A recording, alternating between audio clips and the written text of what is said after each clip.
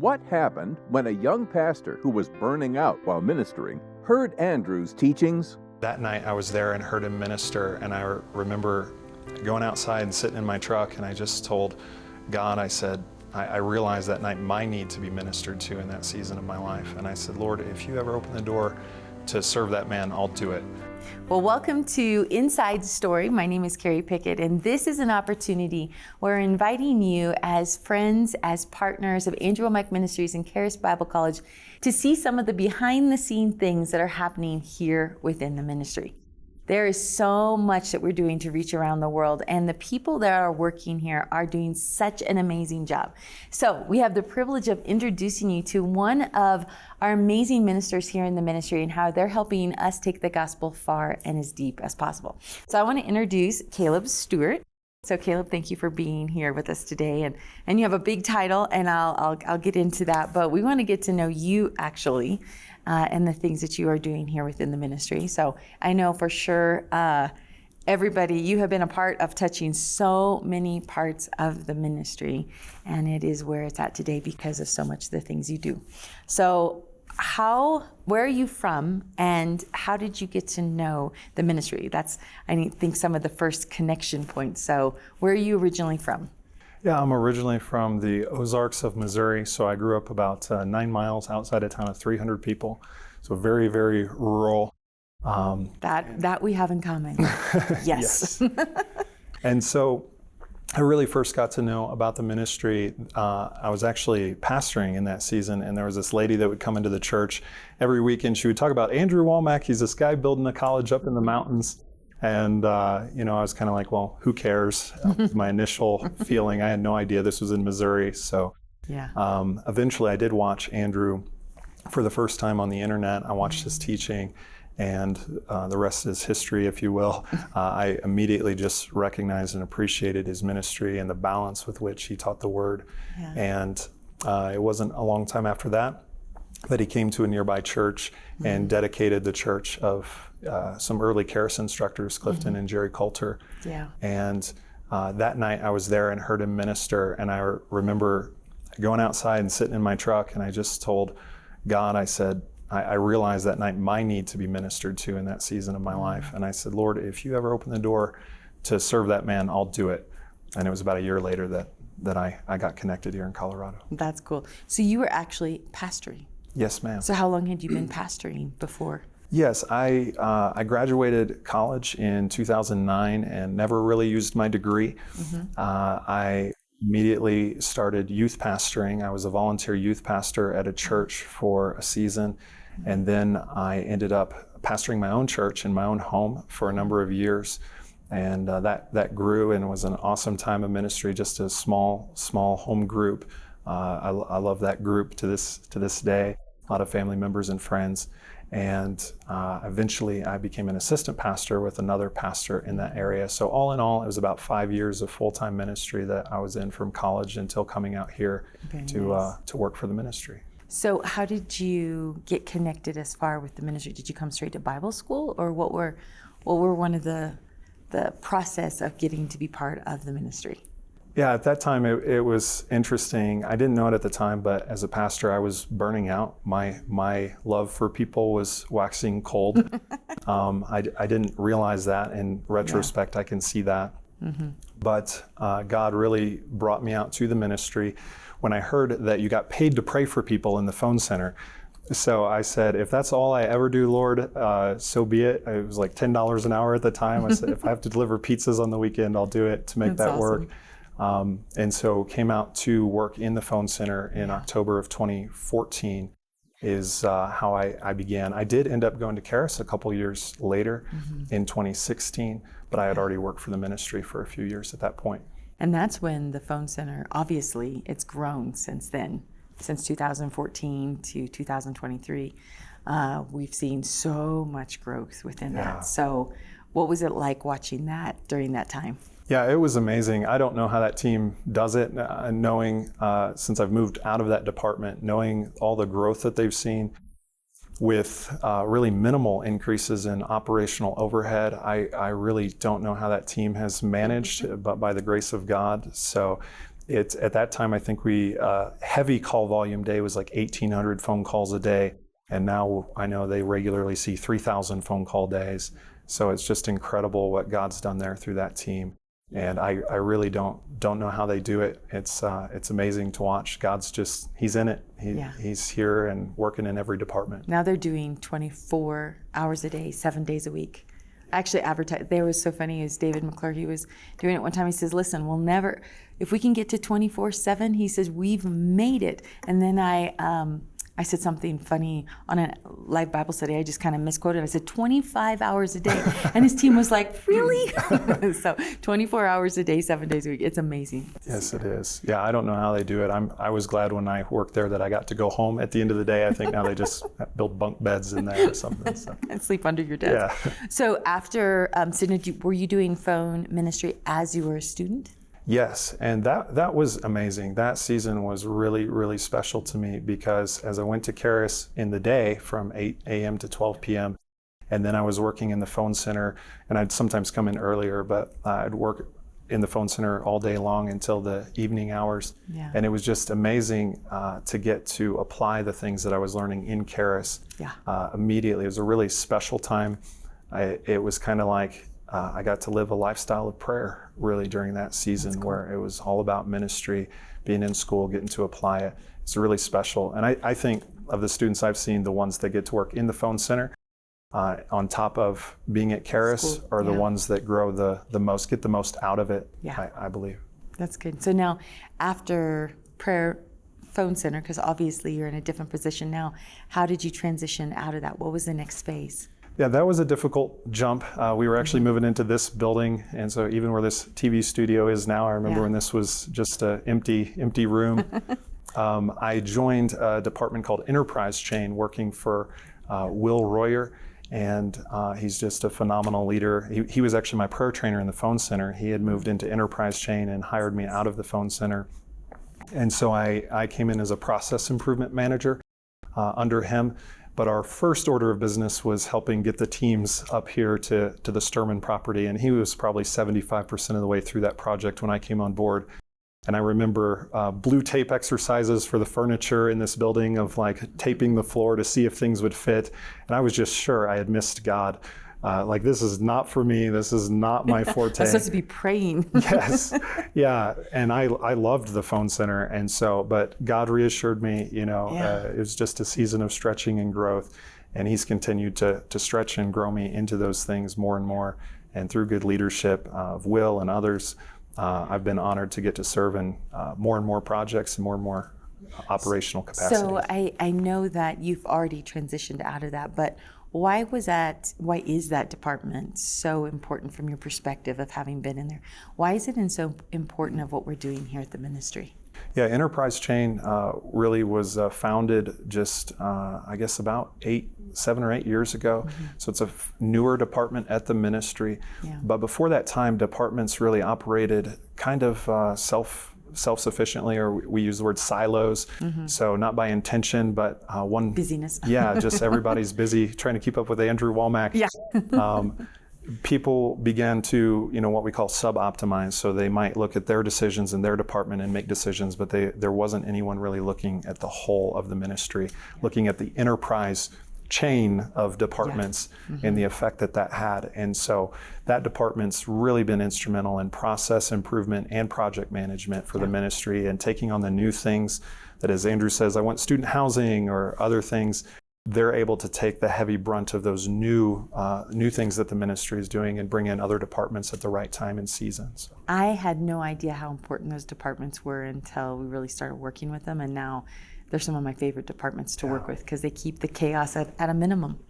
I love it. Yeah, yes, they do. They do a phenomenal job. Nathaniel Spears heads up that department. I believe he's maybe been in these stories before as well as Will, but Will and myself and Nathaniel have all worked there, and it's been that season of time was an incredible honor to serve the ministry. So now how long were you in that, and then what was your transition? Yeah, I was hired out of communication services in 2018 into enterprise chain, and it was early that year, right at the end of my second year in school. So I never got to do a third year. I've done many third years, I like to say, in terms of working for the ministry on the job training. That's right, exactly. I was hired out of there in 2018 into enterprise chain, and then I was in that role until October of 21 when I stepped into the really fully dedicated. We were doing Charis Bible College projects, but at that time I was fully dedicated to Charis and in the role that I'm in now. And so your role currently, your title is Charis, Executive Director of Charis Operations. Yes, ma'am. So describe all the things that entails. It's a lot. So really there's three major departments that I oversee. It's our enrollment, our operations, and our development.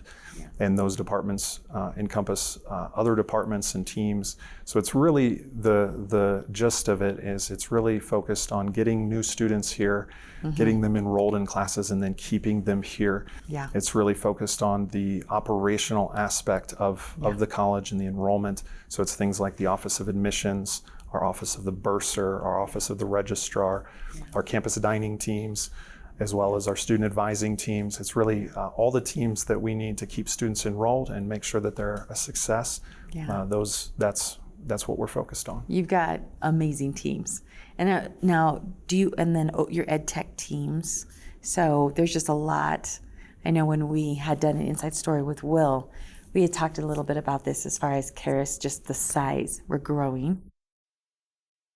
And one of the big things, how we got you from the AWM side to the Charis side, because you were just so instrumental over here. You had kind of come in and really kind of a high-level project management to help get us to 1,000 students. And so that was really key in building all of these teams. What was it like for your teams to get to 1,000 students? Because you lived and breathed that, I think, way past work hours. Yes. It was the most challenging thing that I've ever done, but God was in it. God helped all of our teams through it, and I know it was challenging for my teams as well. Yeah.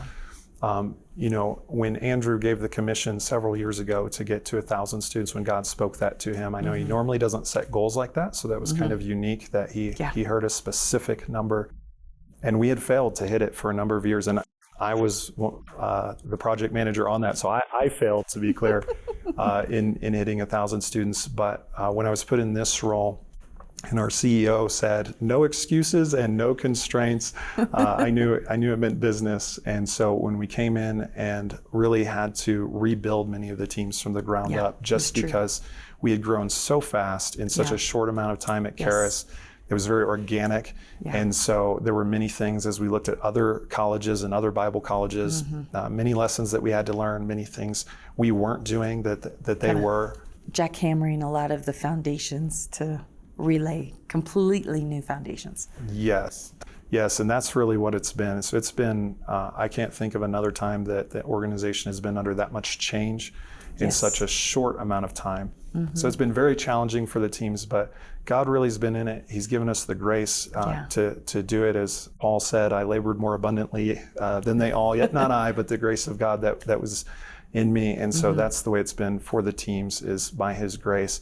We overcame and we hit a 24% increase in enrollment this last fall, year over year, which got us to almost 1,100 students on campus. It's a huge win, and it was really exciting an exciting time to be in Charis and see what God has done. I think we felt like Nehemiah with a hammer in one hand and a sword in the other at times, but we got there. So what are the enrollment goals going forward? What are your teams really building towards and working towards right now? We're very focused on continuing to increase our enrollment numbers. And then this fall, I think we could easily see 1,300 students on campus, if not more. It's really exciting to see all the new students and new applications. Our new Charis website that we just launched last year is just phenomenal and presenting to people. We're seeing really good fruit from that. And so right now, moving forward, a lot of our goals beyond just increasing enrollment are really focused on operationalizing the teams and continuing to support all these students. So not just getting them here, but ensuring that they're supported Yeah. In the book of Acts, it mentions that when the disciples grew and were multiplied, there arose a division because the widows were being neglected. And so we look to our teams and look at ourselves in that way. In the same way, the early church anointed people filled with the Holy Spirit to serve beyond just ministering the word. That's really what we're doing with these teams, in appointing people to oversee, quite literally, waiting tables with our campus dining team, so that yourself and Mike and Daniel Bennett and the others in academics can stay focused on the word and aren't being distracted by, hey, we didn't get food today, or those types of things. So that's really our focus, is continuing to build those teams out. Well, it's been such an amazing transformation, even how we're taking care of the student body, not just spiritually, but in all those technical dynamics, the community dynamics, the interaction, all of that is so important, because we don't want students to be these sponges just filled with all this word, but then never knowing how to intersect or interact with people. And even when people come to me and say, where do I pay this, or how do I can send them to a window and say, go ask them. That has been amazing, because it makes that them not get frustrated and then stop their journey. And so it's all the operational things. I think sometimes people don't understand how spiritual operations is. And so what would you say, why is operations so important for Andrew Wommack Ministries and Charis Bible College, coming from that role that you're in right now? You came as a pastor, so you definitely know how to minister to people and connect. But what is so powerful about operations? Yeah, I think your husband says this, Mike. He says, when God created the world, he started with the systems and the process before he put the people here. And so, God is a process God. He looks at what is good for the people. Amen. And so for us, what's important, I think, is when you're small, when you have 10, it's easy to be all things to all men and minister, and your heart is reflected in each of those interactions. But when you get to 100, it gets to be harder. Yeah. I think a lot of pastors encounter this challenge, and their church maybe never really grows beyond a certain point, because it's really limited to them and what they can do. Yeah. But when we have 1,100 students, the question becomes, how do you ensure that your heart and Andrew Wommack's heart are reflected to all of the student body? Because you can't meet one-on-one with 1,100 students. No. So how do we ensure that our employees are trained, that the systems are in place, that we get flags or notifications when certain things go wrong or certain things happen? Yep. So how do we ensure a consistent experience? I'm sure, just like in the early church, I don't think it was anyone's heart to neglect the widows, because it says it happened when they grew greatly. It's never anyone's heart to neglect people here at the ministry, but if we're not careful, that can be the outcome, just because we get so big, there's so many things happening. Mm-hmm. Yes. Yeah, we grow so fast that our hearts don't necessarily match with the operations, the outcome, the desired effect. So we have to have gifts of administration in place, and I have some incredible team members with incredible gifts that have come in this last year and really just turned things around.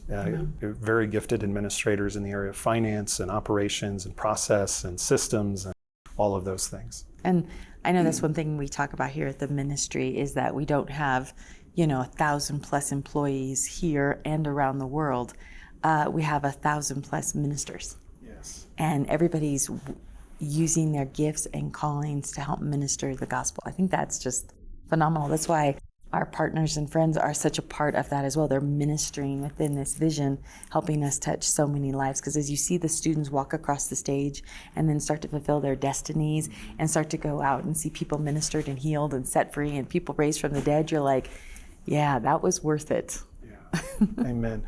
Yeah, I would say administration is ministry, and that's often lost. But I feel here at Charis, and what I'm so thankful to Andrew Wommack for, is that through his life and his faithfulness, that I get to serve in a role like this in full-time ministry is so special.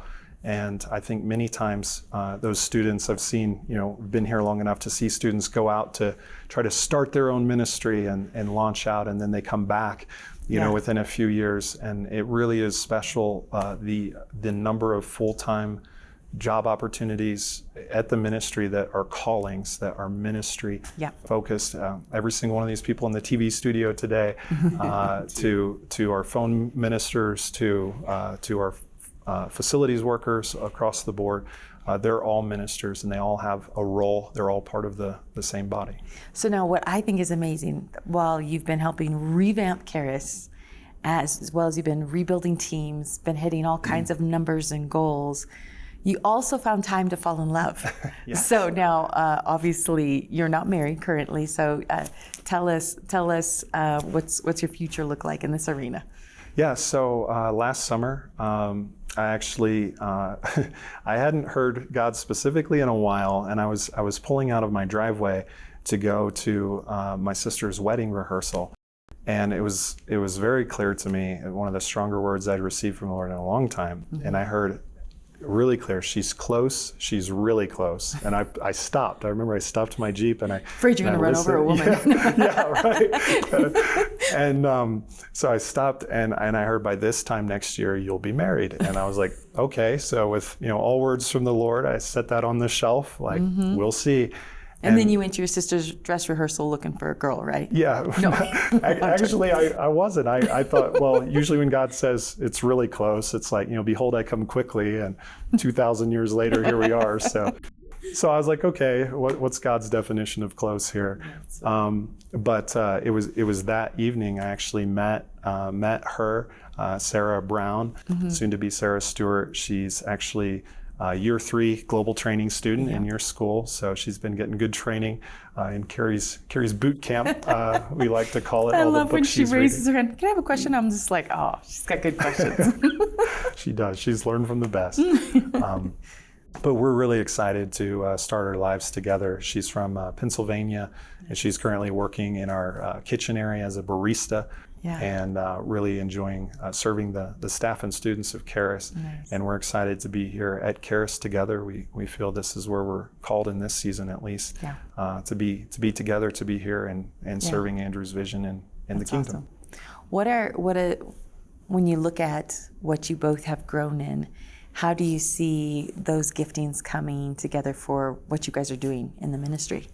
Yeah, that's a great question. I think it's a road we'll walk out. We'll see exactly where it goes. But I know God had spoken to me early on that the person I would marry would have, that their ministry and their giftings were very, very important. That it wasn't about me. Yeah. Because I was thinking maybe of a spouse, of just how are they going to support me? How are they going to fit into my life? And that was the first time when God had showed me that I realized, well, I need to realize that my part in supporting them to do what God's called them to do is very important. And so I believe she has amazing giftings.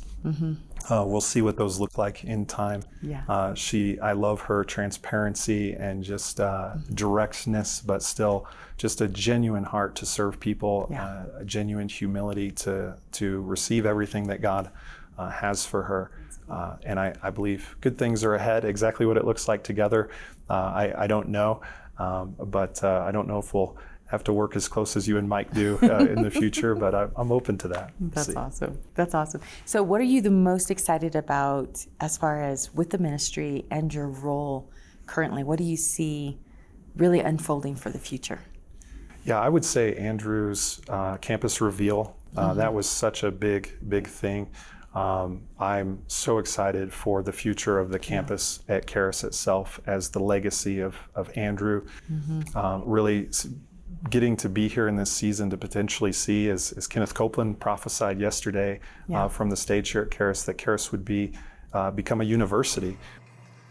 The upper room experience that came directly behind the raising of my son is an experience that is in store for you and for the students of this institution, and for those that come here. They will begin to have upper room experiences with me one-on-one. And you will continue to have visions of plans that I have for this entire area. And this college will eventually turn into a university. And as it goes and grows, it will reach out beyond you and beyond me and beyond all the others, because it will go far beyond our time on this planet. Amen. And the Lord has said it, and he will surely bring it back. And so I believe that I'll get to see that and hopefully be a big part of helping to build that. And that's exciting to see this campus, to know that it's just in its infancy stages. It's just an incredibly exciting time. And as we launch major initiatives to support and make sure that our teams are ready to handle all of the change, building out a residence life department for the first time, those are really exciting projects. I know when Andrew was looking at the build out of the campus, and for those of you that haven't seen that, I'm going to encourage you to go to andrewwommackministries.net and check out the campus reveal. And even within that, it's just the first renderings, and I think it's going to be even more magnificent and the things that God's going to do. But it's absolutely amazing. When we went around looking at other colleges, that was one of the big things. It's like, how can we continue to become a place where we draw people from every corner of the world to get such a phenomenal message that then they can go out and truly change their lives and then change the world. That being one of the key mottos for Charis and stuff. So obviously we see it's changed your life and you're helping us change the world. But I think we're going to see, I know Andrew's talked about the campus even having 2,500 students and eventually, 5,000 students. That's amazing. And so it takes operations to think of all of those things, and being in so many operational meetings where you've been able to bring up points and things that other people weren't looking at, especially me. I'm the kind of like, jump off the mountain, we'll build our wings as we go, Jesus. And my husband's like, no, that's not how it works. All the operational people are like, no.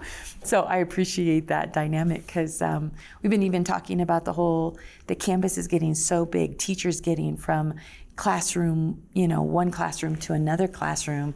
Then you start talking about across the road. It's going to be absolutely phenomenal to see how the campus just, how it's kind of this mechanism of how it breathes to really be able to handle all of the anointings and callings and individuals and hurt and growth and pasts that all get unveiled by the word when they come here. So I'm excited. Yeah, me too. It's an exciting time to be at Charis, and just seeing over the last 8.5 years that I've been here, how much it's changed.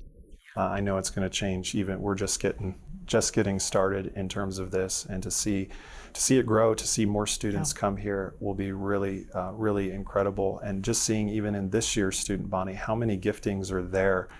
And that speaks to my heart. I don't feel we've done a great job of even cultivating who God's already sent us and getting them plugged into the right place. And that's our biggest challenge right now, is finding and training the right leaders. Yeah. And so you're certainly doing that through the Global Training School continually, and through all of Charis, obviously, with your teachings.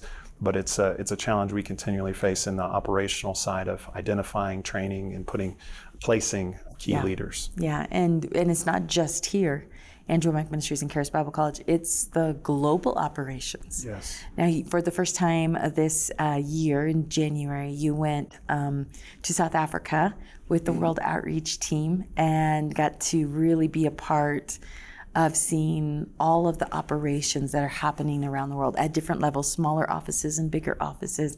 And so you definitely got thrown into the international waters. What do you see for even your role and the things you're doing here, how it's going to affect truly global operations as well? Yeah, the time in South Africa was really, really special to me. I've thought about it a lot because it fulfilled a fantasy I had. And here's the fantasy. It was, I wish we could go back in time and talk to ourselves, 10 years in the past. So that I've had that same one. Yes. So that we avoid some of these mistakes that we've made. Yes. And so to sit down there with all the different teams, and particularly we got to spend some time there with Isaac and Annaline Akoa in South Africa, and to see their hearts for discipleship and how phenomenal of a job they had done with connecting with every student. But knowing that as they're getting bigger, that it's for that heart to be reflected in all of the student body, the systems and processes that are going to need to be built, was really cool to get to sit with them and say, hey, there's a bridge out sign ahead. You don't see it. Just trust us. We've been off that cliff, and it's taken us about 5 years to dig. Climb out. Climb out of the canyon. So to help literally ourselves 10 years in the past, essentially. And I think even sooner than 10 years from now, that campus could be easily at 1,100 students. So. Oh yeah, I think some of the things that we have learned within, 55 years of Andrew Wommack Ministries, this next year we're going to hit 30 years of Charis Bible College. Exactly, being able to see these other areas have even larger schools than America, which would be exciting, just to put something in place. Mike's always saying you can't multiply organic, you can multiply strategic. Yeah. And so we just appreciate your giftings to, be able to articulate some of those strategic steps that need to be considered, looked ahead for, prepared for, but also how do you go backwards and fix some things? It's kind of like playing dominoes backwards. It's like, okay, to fix this, we got to go backwards and fix that, and then it'll come around. And so we just appreciate that insight, but also your ministry heart to continue to minister to your teams and minister to students. And every time you talk about operations, you always bring a scripture in. You always have an application from the Word of God versus it's not this corporate mentality but it's really the heart of the Word. So thank you so much. Yeah, thank you, Carrie. Thank you, and Mike. It's really been the greatest honor of my life to serve in this role, in this capacity. This whole season at the ministry has just been a season of restoration of the Lord for me personally, but also growth into what He's calling me into. And really the greatest lesson I've learned at Charis. So, I mentioned being a pastor before, but before I came to Charis, I knew a lot about God. I could have written an exegesis on grace and faith, but knowing God is something different. And really it was at Charis that God showed me that Caleb, you know a lot about me, but you don't know me as well as you think you do. That's really good. And that was tough. That was tough to realize. But He showed me you can talk about the cake or you can taste the cake. It's two different things. And at Charis has been a place of tasting and seeing that the Lord is good, and that that's good. No matter how busy we get, you are always emphasizing that our personal relationship with God comes first. And so I'm so thankful that that's a continual focus from you and Mike. Amen. And mandating that we get time off this summer and approving me 3 weeks for my honeymoon for That's time right. off. And do not think about systems and processes. Oh, I'm uninstalling my Outlook application on my phone. I mean it. So. That's really good. I'm super proud of you. Well, I just want to say thank you, Caleb, for all you're doing. And I just want to thank our friends and partners of the ministry. There are so many gifts and talents that we have here within the ministry, but so many gifts and talents that you have as well, and the things that you are doing in the communities and areas that God has placed you. But we want to thank you for being a part of this ministry through prayer, through the finances, through helping us literally build a place where people can come and know the gospel. So thank you so much for joining us on this Inside Story. And I really encourage you to just keep watching the things that we're going to be sharing, more stories of the amazing individuals that God has brought to the ministry. So God bless you. Thank you. And we'll see you next time. On this Inside Story, Carrie interviewed Caleb Stewart. After hearing Andrew's teaching in person, Caleb knew that working for Andrew Wommack Ministries and attending Charis Bible College was his next assignment from God. You too can find your next assignment by attending Charis Bible College.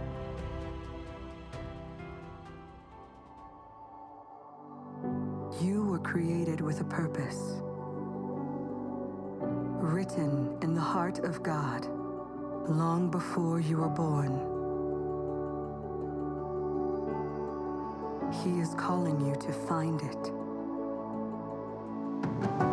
You were born for such a time as this, to be a disciple, to leave this world behind and follow Him. You were designed for a destiny, one that only you can fulfill. Go ye therefore, and teach all nations, baptizing them in the name of the Father, and of the Son, and of the Holy Ghost, teaching them to observe all things whatsoever I have commanded you. And lo, I am with you always, even unto the ends of the world. We want to help you to know God experience His unconditional love, to be equipped and empowered to become a world changer.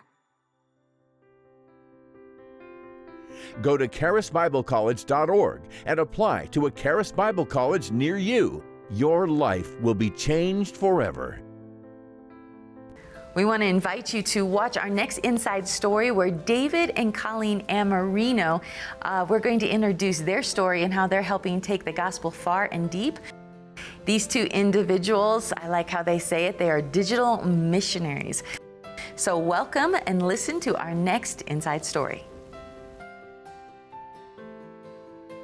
See you next time